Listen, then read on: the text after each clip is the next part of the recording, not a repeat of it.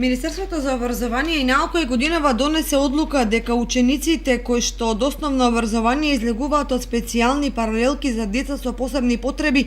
и годинава нема да подлежат на инклузија во средното образование, наидувајќи на повеќе бариери потикнати од страна на родители на ученици со посебни потреби. Средното општинско училиште Лјупчо Сантов навреме ги информира старателите, односно родителите на децата кои што учат во паралелки за деца со посебни потреби,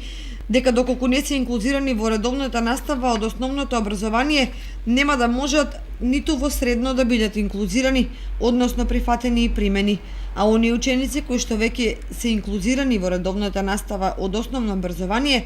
тогаш ќе бидат прифатени и примени во средно, и со нив ќе работи дефектолог и стручни служби, како и професорите. Учениците кои што излегуваат од специјални паралелки не можат, односно не подлежат на инклузија во редовно средно образование, а додека учениците кои што излегуваат од редовно основно образование, бидејќи веќе се инклузирани, значи ќе можат да се запишаат овде во наше училиште или во другото средно училиште. А за учениците од специјални паралелки, значи инклузијата, односно запишувањето, може да биде достапно во некои средни стручни школи, како што училиштето во Искра во Штип и нормално средни училишта кои што се за ученици со посебни образовни потреби. Беше информирано Министерството и за жал начина таквото барање, како и што околу инклузијата ние не добивме зелено светло и затоа всушност јавно сакаме и да упатиме јавен повик до родителите, сите кои што се соочуваат со некои или слични такви ситуации, кои што се родители на ученици со потешкоти во учење или со пречки во развој, значи понатака патот на продолжување на образованието на нивното дете да го гледаат во училишта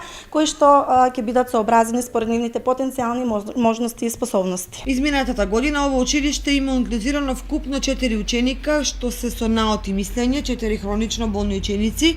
со посебни образовни потреби и 30 ученици од ранливи категории. Со тие ученици се работи по индивидуален пристап со образовни наставни планови и програми според потенцијалните можности и способности, а се работи на коригирање на проблемите и потешкотиите со кои што тие ученици се соочуваат.